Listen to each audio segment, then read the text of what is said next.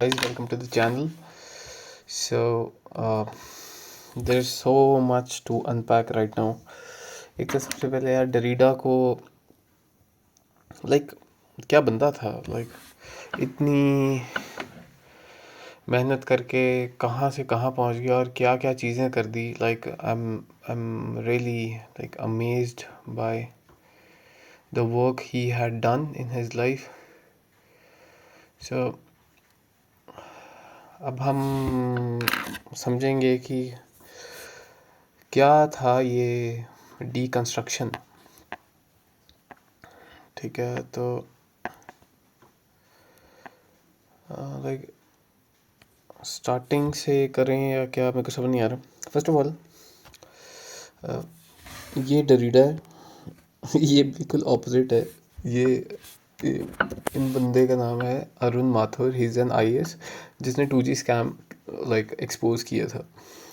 Almost जब मैंने कोई 5 साल पहले न्यूज़ पढ़ी थी ये वाली, तो मुझे एकदम ही ये आइडेंटिकल से लगे. तो मैंने सोचा क्यों ना ये पिक्चर यहाँ पे डाल दूँ ताकि मेरे को तो याद रह ही रहे, आपको भी याद रहे. सो थोड़ा सा, जैसे आपको पता है कि डरीडा अल्जीरिया से गया था पेरिस अपनी पढ़ाई करने, और इसने वहाँ का सिविल सर्विसेज का एग्ज़ाम दिया था जो फ़िलासफ़ी में, जिसकी वजह से एडमिशन हुई थी. एक बार ही फेल हो गया था, बहुत ज़्यादा डिप्रेस हो गया था, दुख हुआ था. ऑफ कोर्स आप मेहनत करते हो और चीज़ें नहीं होती, बुरा लगता ही है. सो हमें पता है कि ये बहुत ज़्यादा क्रिएटिव था. इसके वर्क में दिखता है कि ये हर एक चीज़ को बड़ी फ़नी तरह से बोलता था. जो आपके ब्रिटिश वाली साइड के फ़िलासफ़र्स थे वो इसको फ़िलासफ़र मानते ही नहीं थे. वो इसको बोलते थे कि ये तो यार लिटरेरी क्रिटिक है. तो ये वही रहे तो ठीक है, इसका काम सारा का सारा नॉनसेंस है. एंड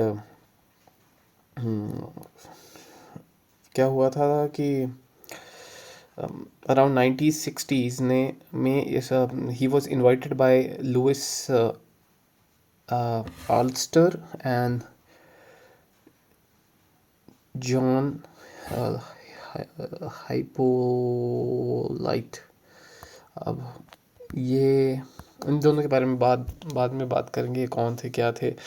मार्क्सिस्ट थे दोनों. अभी के लिए इतना बहुत है आप लोगों के लिए.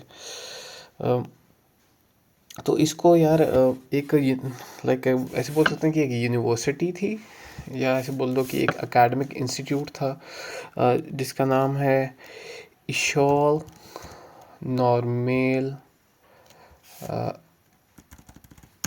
नॉर्मेर सोफियर.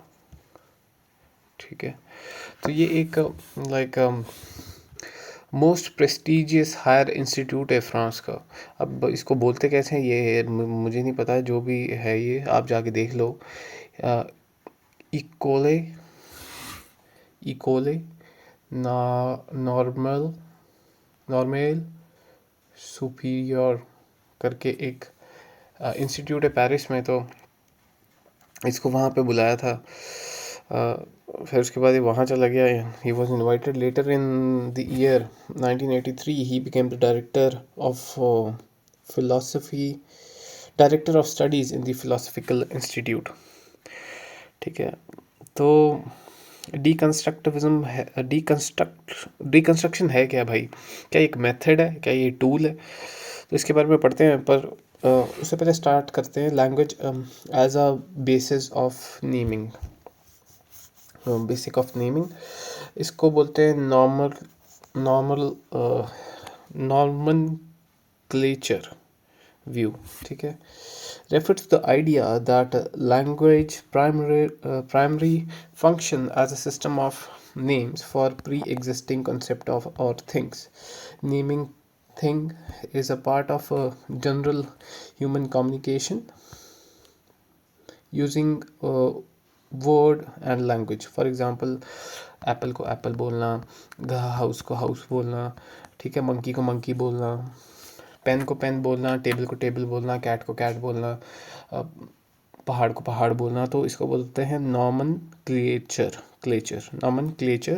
व्यू. ठीक है, तो हम समझते हैं कि नॉमनक्लेचर क्या चीज़ होती है. नॉमनक्लेचर एक लैटिन वर्ड है. जो लैटिन में बोलते हैं नॉर्मन मीन्स नेम, एंड CALARE क्लेयर का पता है to call. So calling someone by its name, okay, so it's called as nomenclature.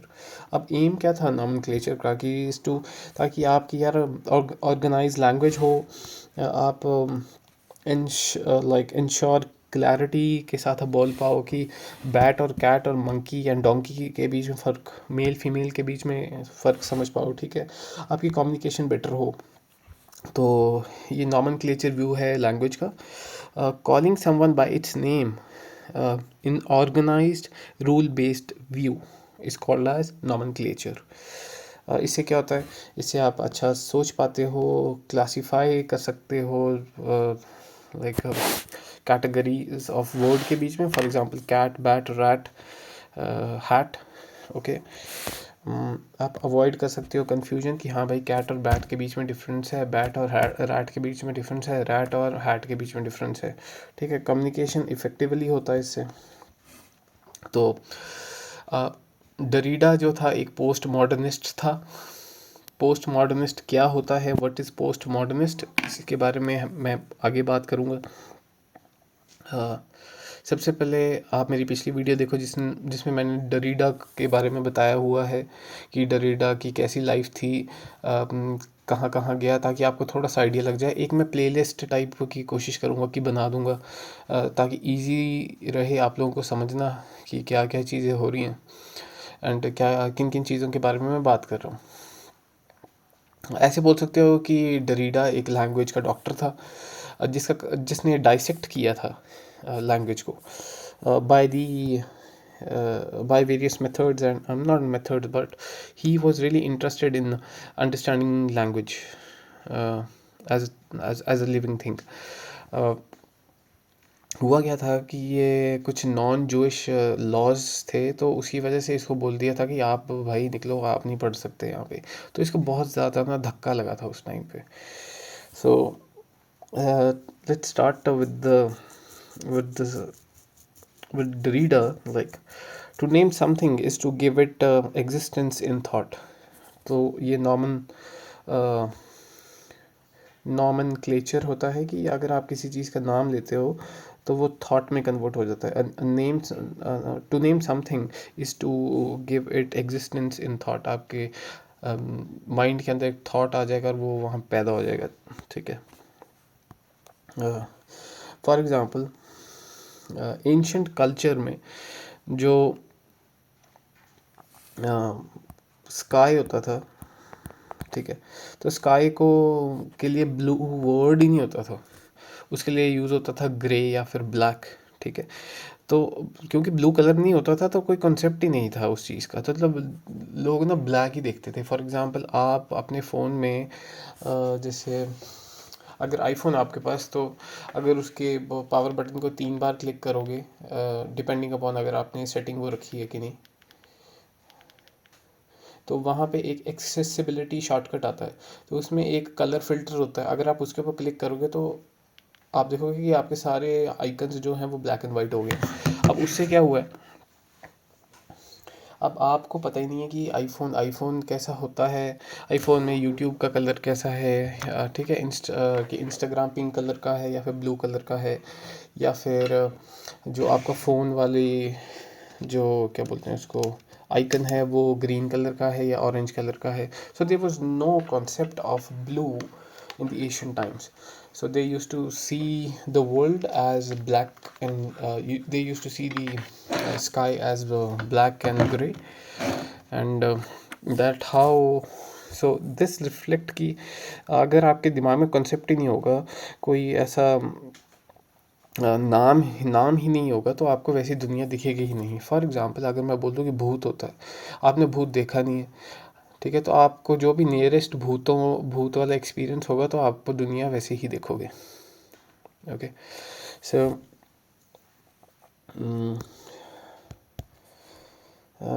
Without concept, और concept is visible in the mind. Okay, next deconstruction है क्या.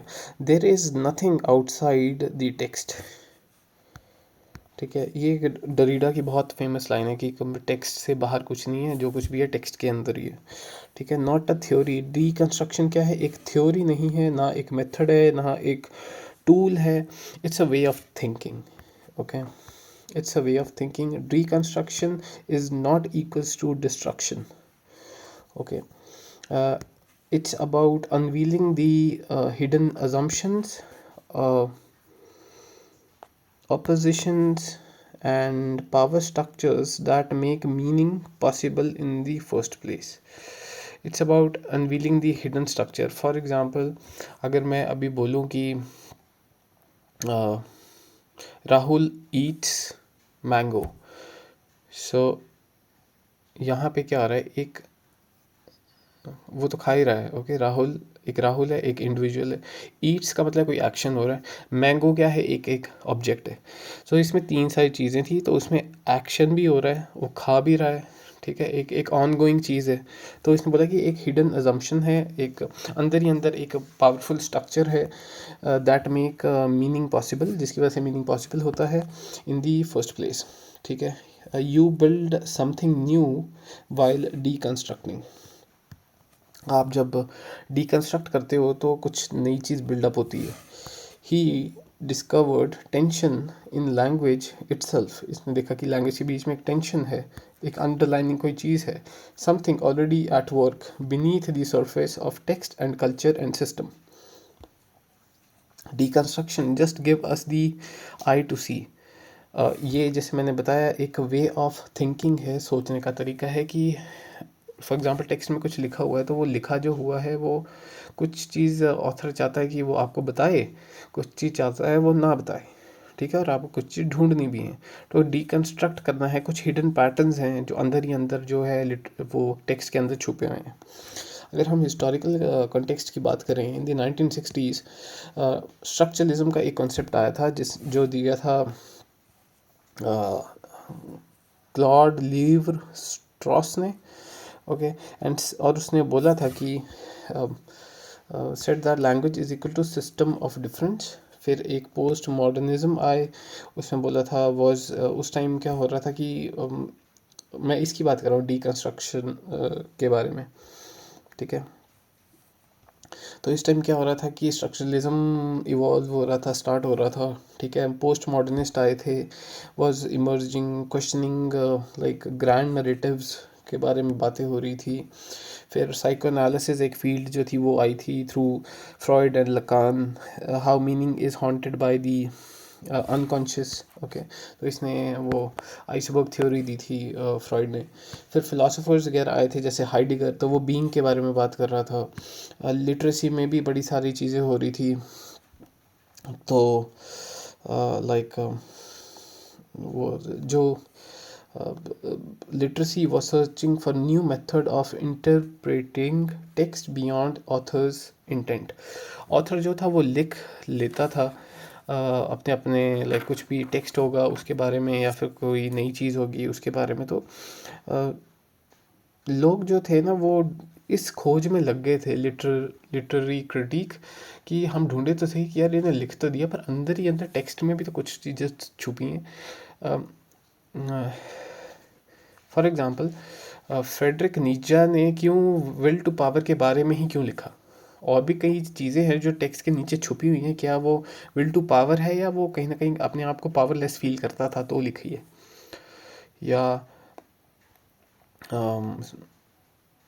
फॉर एग्ज़ाम्पल ये जो अपना फ्रॉइड था, फ्रॉइड ऐसी थोड़ी ना अनकॉन्शियस और सेक्स वाली बातें करता था। कहीं ना कहीं उसको कहीं सेक्सुअल सप्रेशन तो नहीं था अंदर ही अंदर, तो वो उसके टेक्स्ट के थ्रू हाईलाइट होता है कि जो आपने लिखा होता है आप राइटिंग से पता चलता है कि अंदर ही अंदर क्या चीज़ है। ठीक है, तो डरीडा बोलता है who argues western thought is built on binary oppositions। ठीक है, अब फॉर एग्ज़ाम्पल डरीडा ने बोला कि जो आपका इसने आर्ग्यू किया जो वेस्टर्न थॉट है is build on binary opposition, कि गुड और bad, present and absent, body mind के बारे में बात होती है, मेल फीमेल के बारे में होती है। फिर उसके बाद हैप्पीनेस या सैडनेस के बारे में बात होती है, ठीक है। बहुत बाइनरी है, और ऑपोजिशंस के बारे में बात होती है कि rich and poor, okay. So these pairs are not neutral. इसमें पता ये न्यूट्रल नहीं है, इनके भी लाइक हायरार्की है। फॉर एग्जांपल लोगों को अच्छा अच्छा लगता है, ठीक है। मेल्स को ज़्यादा सिक्योरिटी दी गई है, ठीक है। माइंड को इतना कंसिडर नहीं दिया जाता, लोग फिजिकल बॉडी पे ज़्यादा इंपॉर्टेंस देते हैं। तो इसने बोला कि one side is always privilege, एक साइड हमेशा जो है वो प्रिविलेज वाली साइड पे रहती है।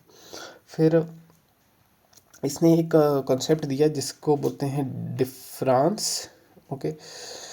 डिफरेंस का मतलब क्या है, हम समझने की कोशिश करते हैं कि वर्ड पॉइंट टू थिंग्स। जो शब्द हैं वो दो चीज़ों की तरफ पॉइंट आउट करते हैं। एक तो पहली चीज़ है meaning. Meaning is always deferred, मतलब डिलेड। अब डिलेड का मतलब क्या है कि फॉर एग्जांपल आप कोई टेक्स्ट पढ़ रहे हो, तो आपका दिमाग में एक लाइन में जैसे 10 वर्ड्स हैं, ठीक है। तो उन 10 वर्ड्स में से एक वर्ड जो है आपको नहीं आता, तो आप का दिमाग उसको फिल आउट करेगा अपनी पिछली नॉलेज से, एक्सपीरियंस से, वो कहीं ना कहीं फिलअप करने की कोशिश करेगा। तो जो सच्चाई होगी, जो टेक्स्ट में मीनिंग लिखा होगा, जो भी चीज़ लिखी होगी, वो पोस्टपोन्ड होती रहेगी, ठीक है। वो डिले होती रहेगी, मतलब सच जो है वो डिले होता रहेगा continuously as you reading the text. So it is always deferred.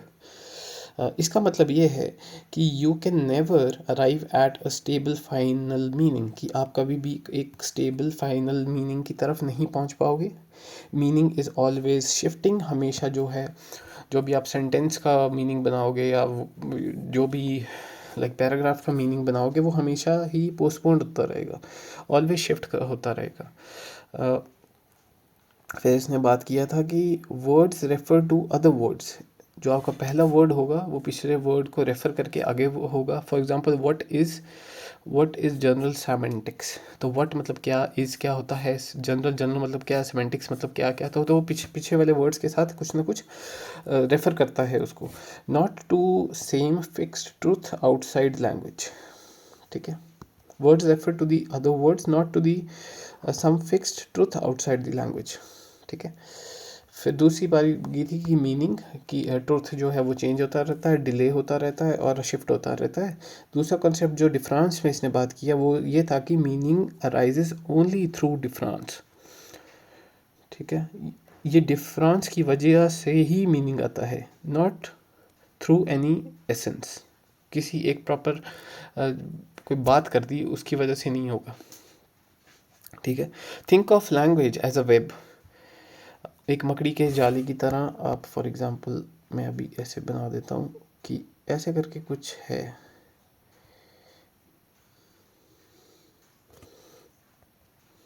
ठीक है। हर एक चीज़ कनेक्टेड है, ठीक है।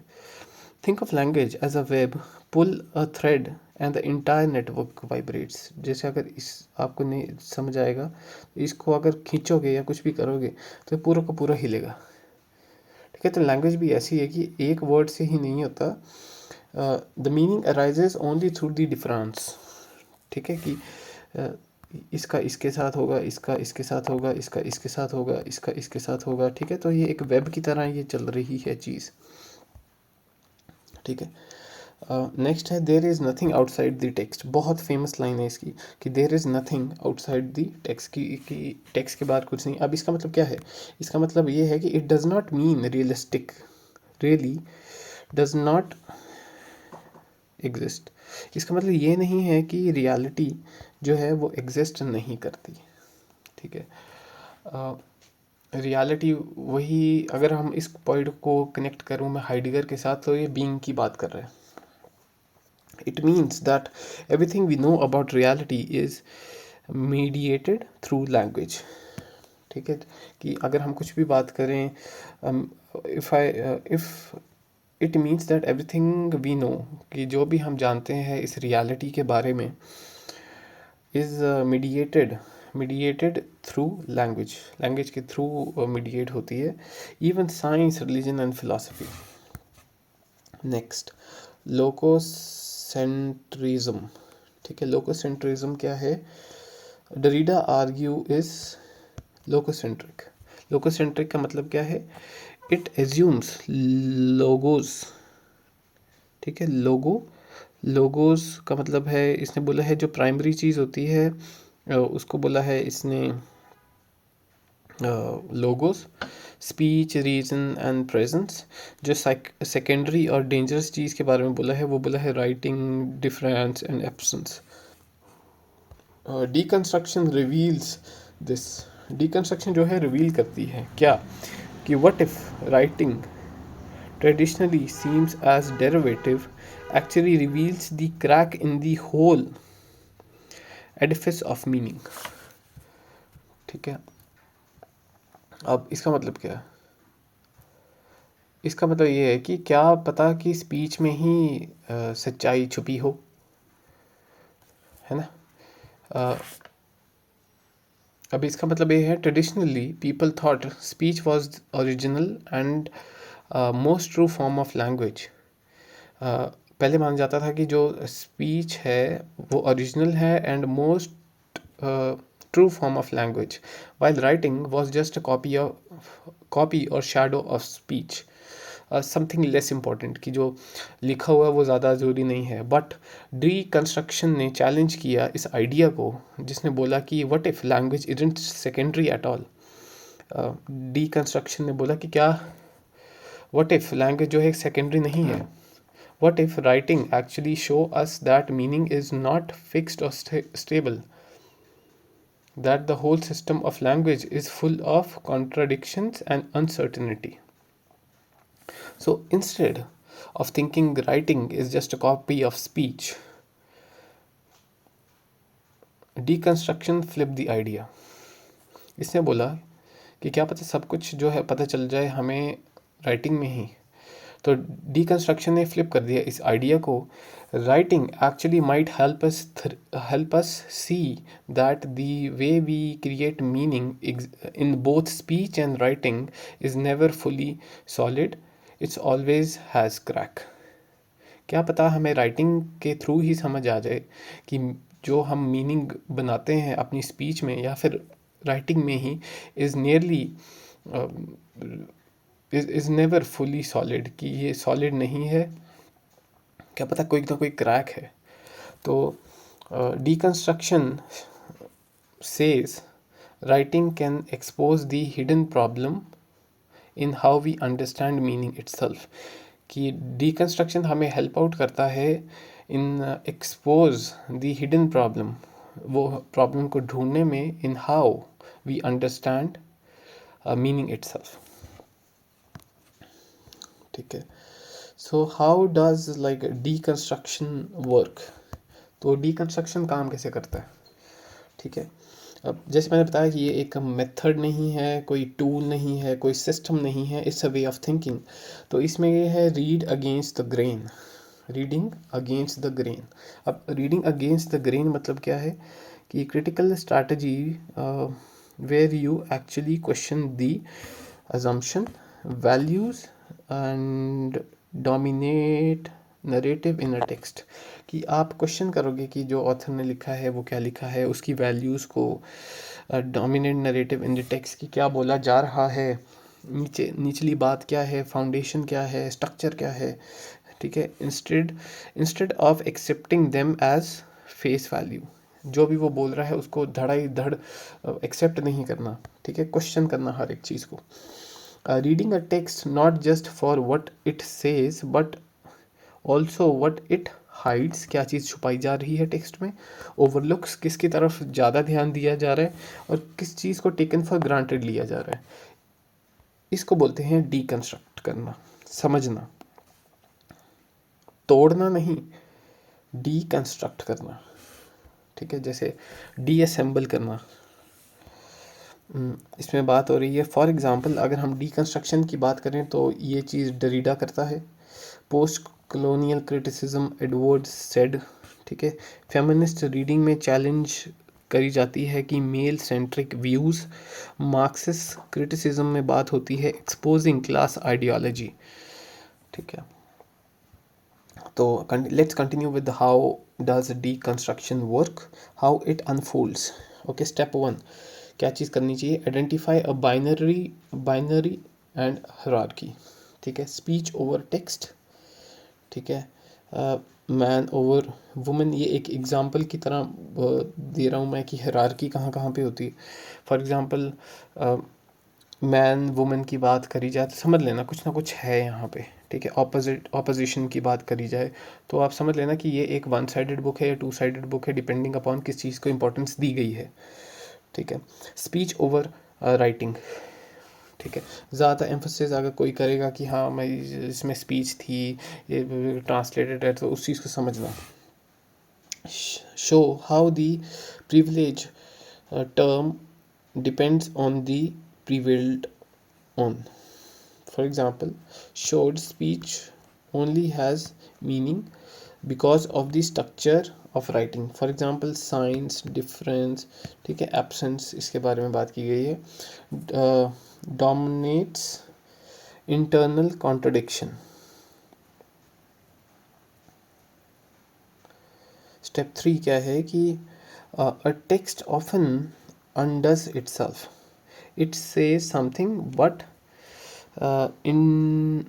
implies its opposite. देखो जब आप बुक पढ़ोगे ना कोई भी, तो उसमें कई कई स्टेटमेंट ऐसी लिखी जाती हैं जो मेटाफर्स की फॉर्म में होती हैं और वो अपने आप को ही कॉन्ट्रडिक्ट कर रही होती हैं। For example, this is example के बारे में बाद में बात करेंगे, तो मैं ये सुन रहा, दिस इज़ नॉट, ये कोई ऐसी गलत बात नहीं है कि फेलियर ऑफ लॉजिक है, but a feature of language, की लैंग्वेज होती ही ऐसी है। फॉर एग्जांपल मैं बोलूँ कि दिस स्टेटमेंट इज़ फॉल्स, ठीक है, ये स्टेटमेंट सही भी है और गलत भी है, ठीक है। आई होप आपको ये चीज़ समझ आई हो। इसको मैं आगे जाके थोड़ा और इलाबोरेट करूँगा कि क्या ये कॉन्सेप्ट है। Text is not as stable or unified as sorry text is not stable or unified as it seems. आपको देखने में लगता है कि बुक का जो पहला पैराग्राफ है वो बहुत ज़्यादा स्टेबल है, हर एक चीज़ बिल्कुल अच्छी तरह मेंशन की है, पर ऐसा नहीं है। It may contradict itself, okay, it may contradict its own claims, okay. It may rely on assumption it claims to reject. For example, there is no such thing as truth, but ये भी एक statement ये है जो सही है, बिल्कुल सही बात बोल रहा है इसमें, पर ये बोल रहा है there is no such thing as truth, पर ये बोल भी रहा है कि कोई चीज़ जो है वो सही नहीं होती है, ठीक है। सो इसका बोलने का मतलब ये है कि लैंग्वेज जो है अपने आप को कॉन्ट्रडिक्ट करती है, इट, ठीक है, इट से something else, implies it's opposite, और बोलती कुछ और है, ठीक है। फॉर एग्जांपल, ये वाली चीज़ मैंने आपको बता दी। A text or argument might pretend to reject certain belief, जैसे इस केस में, ठीक है, कि आप ऐसे भी बोल सकते हो, इसको रिलेट कर सकते हो अपनी फ्रेंडशिप के साथ। आपका कई बचपन का दोस्त होगा और वो आपके बारे में पीठ पीछे बहुत बोलता है या कुछ भी बोलता है, तो आप उसको बोलते हैं यार ये मेरा दोस्त नहीं है, ये मैं नहीं जानता इसको, ये पता नहीं कौन है, ये मेरे पीछे पड़ा रहता है, ये मैं बस हम तो पड़े नहीं है साथ, पर अंदर ही अंदर आपको पता है कि यार वो आपके बचपन का दोस्त है और आपके साथ बड़ा हुआ है, आपने मेमोरी शेयर की है। तो ये भी कुछ ऐसे ही है। अ टेक्स्ट और argument might pretend to reject certain belief और ideas, but secretly and unconsciously still depends on them, okay. ये आपकी वो बचपन की वो दोस्ती है जो आपके साथ है, आपके साथ चल रही है, ठीक है, पर वो आपके बारे में उल्टा सीधा किसी और के पीठ पीछे बोलता है तो आप उसको डिनाई करते हो, रिजेक्ट करते हो। सेम थिंग जो है वो लैंग्वेज करती है। ये इसको ऐसे नहीं बोल सकते एक ये फेलियर ऑफ लॉजिक है, it is just a feature of this language. तो ये एक फीचर है एक दोस्ती का कि ऐसी ही होती है, और दोस्ती होती है ऐसी है तो लैंग्वेज भी भाई ऐसी ही होती है, ठीक है। अगर इस स्टेटमेंट को मेरे को रिफ्रेश करने को बोलूँ कि जो ऊपर वाली बात जो मैंने आपको समझाई कि अब लैंग्वेज जो है अपने आप को like undergoes itself and it says something but implies something implies its opposite. तो इस चीज़ को अगर मेरे को सिंपल करके समझाना हो तो ये होगा, it may secretly depend on the very thing but says it's against. ठीक है, भले ही वो सीक्रेटली डिपेंड करती है उस चीज़ के ऊपर। फॉर एग्जांपल आपका और मदर का रिलेशन भी ऐसा ही है कि आप सीक्रेटली डिपेंड हो उनके ऊपर, पर आप गालियाँ देते हो दोस्तों के सामने कि मेरी मम्मी ऐसे ही, मेरे पापा वैसे है, वो गंद बचा के रखा हुआ, मेरे को डांटते रहते हैं। सेम लैंग्वेज भी ऐसी है, आप सीक्रेटली डिपेंड तो करते हो। ठीक है, it might need what it denies. आपको चाहिए फादर, आपको चाहिए रिलीजन, आपको चाहिए अब आसपास के लोग, आपको चाहिए आपका इन्वायरमेंट, आपको चाहिए सीक्रेटली वो सब चीज़ें जो आप आगे इंस्टाग्राम में आप इंडिविजुअलिज्म प्रमोट करते हो।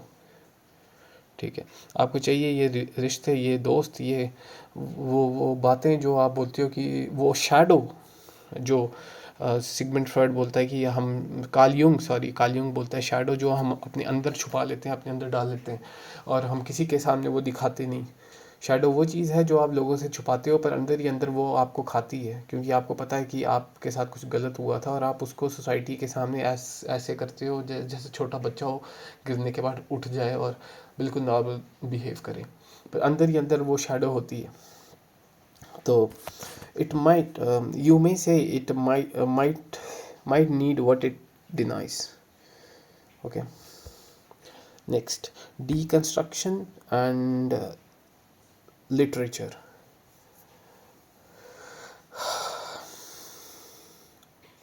By Jacques Derrida, it's not an easy thing. Paris जैसी जगह पे रहना उस टाइम पे जहाँ पे उसके आसपास के दोस्त ही फुको जैसे हों। ओके, अब मैंने कहीं पढ़ रहा था कि इन दोनों का टीचर फुको और डरीडा का जो लाइक इनका जो मास्टर था वो दोनों का सेम ही था। नेवरदलेस डरीडा को लोग बोलते हैं कि ये तो लैंग्वेज क्रिटिक है, सॉरी लिटरेरी क्रिटिक है, कि ये लिटरेचर के बारे में कटाक्ष करता है। तो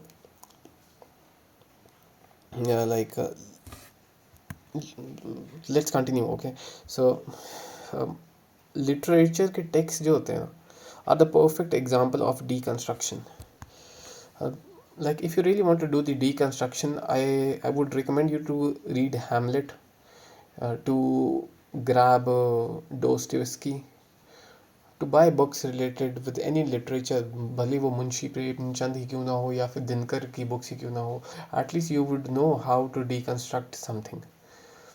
It will help you. It's like I said, it's a thinking system to know what the author is saying, what he's hiding, what he's trying to not to say, and what he's saying, and to which thing he's putting more emphasis to which thing he is journalising.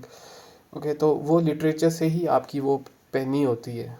पेनी का मतलब आप sharp करते हो अपने उस चीज़ को through literature. They often जो literature लिखते हैं लोग, जो ऑथर्स होते हैं, they often like play with ambiguity. Ambiguity का मतलब क्या होता है? एम्बिग्यूटी, ओके, एम्बिग्यूटी का मतलब होता है कि open to more than one interpretation. ठीक है, जैसे इसको हिंदी में बोलें कि अस्पष्टता, अस्पष्टता, अस्पष्टता। Okay, and haziness. ओके, सो कि जब आप कोई लिटरेरी टेक्स्ट पढ़ते हो तो आपको समझ नहीं आता क्या लिखा है, क्योंकि बड़ी मेटाफोरिकल भाषा का यूज़ होता है, बहुत ज़्यादा उसमें वर्ड्स घुमाए होते हैं, मीनिंग घुमाए होते हैं, सटायर का यूज़ होता है, कई कई जगह पे रेफरेंसेस दिए जाते हैं, कई कई जगह पे स्टोरीज़ की फॉर्म में समझाया जाता है। कभी कभार ऐसा होता है कि आपको उलझा दिया जाता है और आपके ऊपर छोड़ दिया जाता है कि आपका क्या नतीजा निकालते हो। एक टीवी शो का बात करूँगा जिसका नाम है सोप्रानोज, वो लास्ट में जाके ख़त्म हो जाता है। ठीक है, द सोप्रानोज। ठीक है, तो ये मेरे ख्याल से टोटल इसके हैं, लेट मी सी, 6 सीज़न है। ठीक है, अब 6 सीज़न है, मैं आपको अभी बताता हूँ। The Sopranos.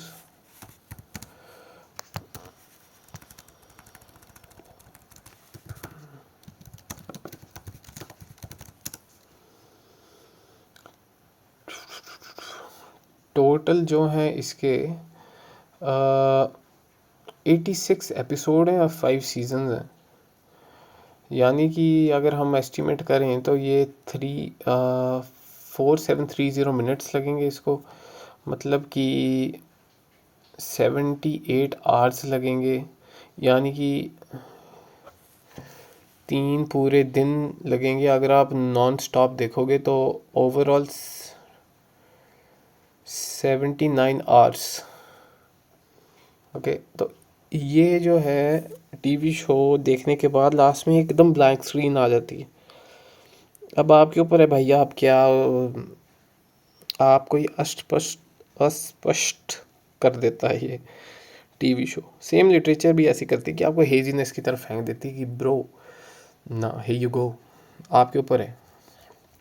तो वहाँ पे डिकंस्ट्रक्शन कर सकते हो आप। सेम ऐसे मेटाफर्स में भी होता है, क्योंकि लिटरेचर में काफ़ी ज़्यादा मेटाफर्स के बारे में यूज़ होता है, आयरनी यूज़ होती है, अनइंटेंडेड मीनिंग्स दिए जाते हैं कि अब आपको तितली के बारे में बोल दिया जाएगा, अब आपके ऊपर है कि तितली क्या है, क्या तितली का मतलब फ्रीडम है, या फिर शेर का मतलब स्ट्रेंथ है, या फिर सूरज का मतलब है कि खुशी, या फिर अब चांदनी रात का मतलब है कि होप, या फिर पूरा अमावस्या या ब्लैक नाइट का मतलब है dark night of the soul. अभी आपके ऊपर है कि आप कैसे उसको इंटरप्रिटेट करते हो। फॉर एग्ज़ाम्पल अगर हम बात करें दिस डीकंस्ट्रक्शन की, in the, if I talk about the Hamlet, जो शेक्सपियर ने लिखा हुआ है, तो इस हैमलेट मैड, क्या वो पागल था या वो प्रिटेंड कर रहा था हैमलेट में? Okay, so is he hero और कावर्ड, क्या वो डरपोक था या हीरो था? अब ये आपके ऊपर है, आप उसको कैसे इंटरप्रिटेट करते हो, कैसे समझते हो, कैसे उसका आपका दिमाग कैसे उसको उस स्पॉन्ज में से सारा पानी निचोड़ के जो पानी बचता है वो आप क्या निकालते हो, वो आपके ऊपर है। Hence text doesn't allow a final answer. तो इसका मतलब ये है जो टेक्स्ट है वो कभी भी फाइनल आंसर नहीं देता। इसने बताया डिकंस्ट्रक्शन की पहली चीज़ ही यही है कि वो पोस्टपोन होता रहता है। ओके, जैसे हमने अभी पढ़ रहे थे कि it keeps on deformating. Okay, deformating का पता है, it keeps on changing with time, it keeps on going with the text. Okay, आगे आगे बढ़ता रहता है, and as if it's a living thing. सो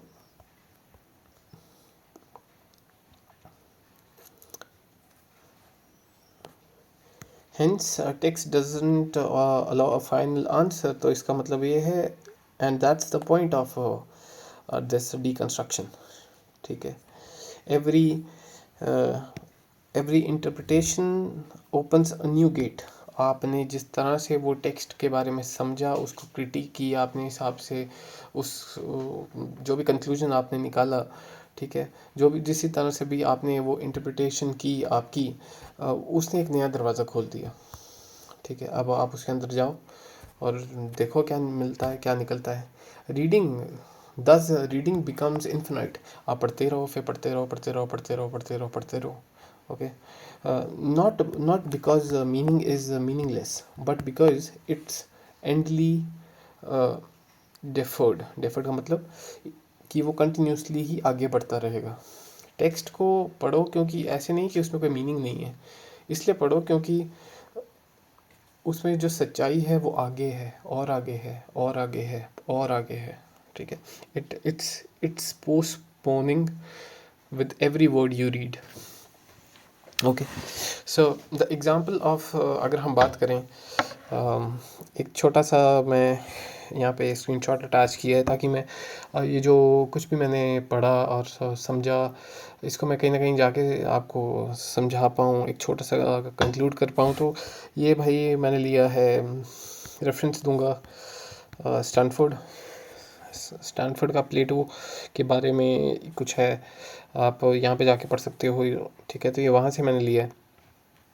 तो ये है कि if we reflect on experience in general, what we cannot deny is the experience is conditioned by time. ठीक है, every experience necessarily take place in present. In the present experience there is ये KERNEL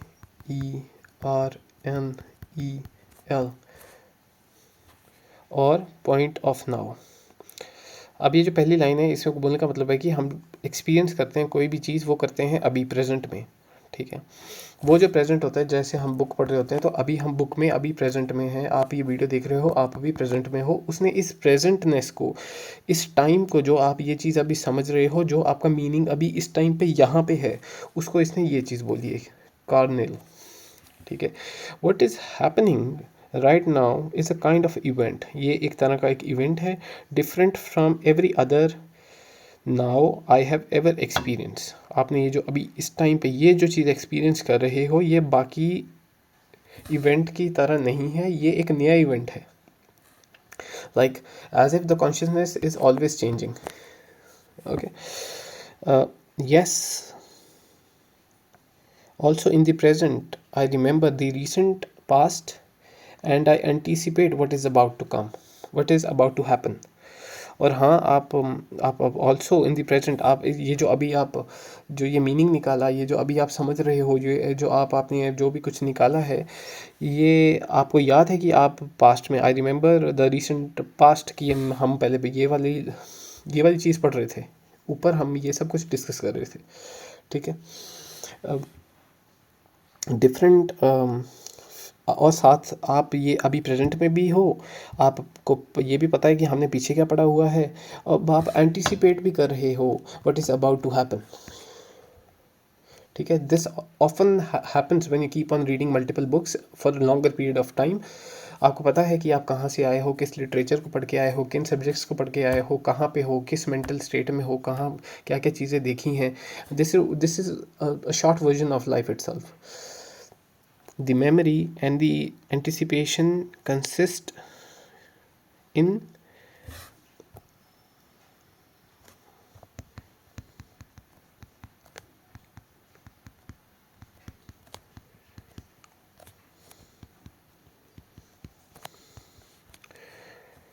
आपकी जो memory है past की, और जो आप एंटिसिपेट कर रहे हो फ्यूचर के बारे में, ये रेपिटेटिव है। ठीक है, ये जो पिछली जो व्हील चला है वो प्रेजेंट में आ गया है, जो प्रेजेंट का है वो फ्यूचर में जा रहा है, उसको एंटिसिपेट कर रहा है, वो आगे जाके पीछे वाले को करेगा। So it's like this, something like a DNA। ठीक है, यही चीज़ आगे आएगी, ये यहाँ पे आ जाएगी, फिर यही पास्ट आपका फ्यूचर बन जाएगा, फ्यूचर आपका प्रेजेंट बन जाएगा, फिर फ्यूचर आपका प्रेजेंट बन जाएगा, पास्ट आपका रेफरेंस पॉइंट बन जाएगा। ठीक है, तो ये एक, जैसे आपने देखा होगा लड़कियों के बाल ऐसे होते हैं, ठीक है, इंडिया में, तो ये कुछ ऐसा ही है। Because what I experience now can be immediately recalled, it is replicable, and that replicability therefore motivates me to anticipate the same thing happening again. Therefore what is happening right now is also not different from every other now. अब इसका बोलने का मतलब है कि therefore what is happening right now, जो अभी जो हो रहा है, is not different from the early other now, जो पहले हो चुका है उससे अलग नहीं है। मतलब वो सेम ही चीज़ है जो हो रही है, ये पॉइंट, ये पॉइंट, ये पॉइंट, ये पॉइंट, ये पॉइंट, ये point. Okay, I have never experience at the same time. बस यही है कि मैंने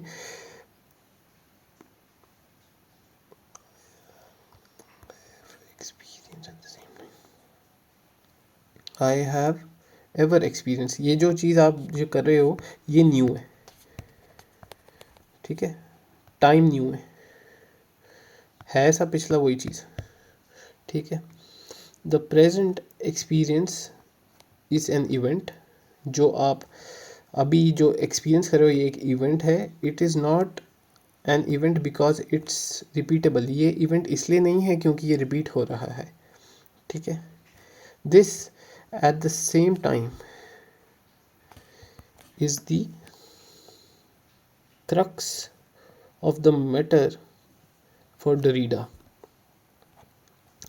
The conclusion is that we can have no experience that does not essentially and inspirably contains two agencies of event and repeatability. The trace अभी बोल रहा है कि जो प्रेजेंट है देयर फोर इज ऑलवेज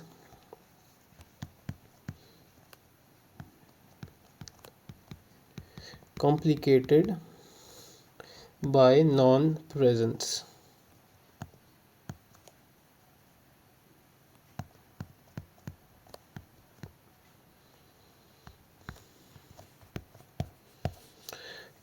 इस वीडियो को भाई मैं यहीं पे एंड करता हूँ। मेरे से भी बहुत गलतियाँ हुई हैं इसको बनाते हुए। आई होप आपने कुछ सीखा हो, नहीं सीखा तो कम से कम आपको थोड़ा बहुत आइडिया तो लग ही गया होगा कि डरीडा का कॉन्सेप्ट क्या है, ठीक है। जिस वो लाइक प्रेस्टिजियस पेरिस के वो स्कूल में जहाँ उसको यूनिवर्सिटी में जो हुई है, तो भाई आपको मैं थोड़ी चीज़ उसके बारे में बता दूं कि उस पेरिस के इंस्टीट्यूट से 40 नोबल प्राइज़ लॉरिएट्स निकले। उसमें से 8 जो हैं वो फिज़िक्स में गए हैं, 12 को फील्ड मेडल्स मिल चुके हैं,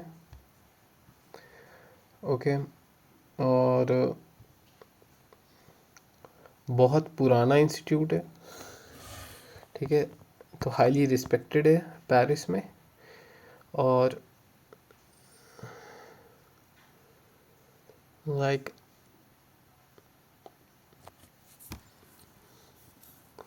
कम से कम 1000 लोग हैं वहाँ पे।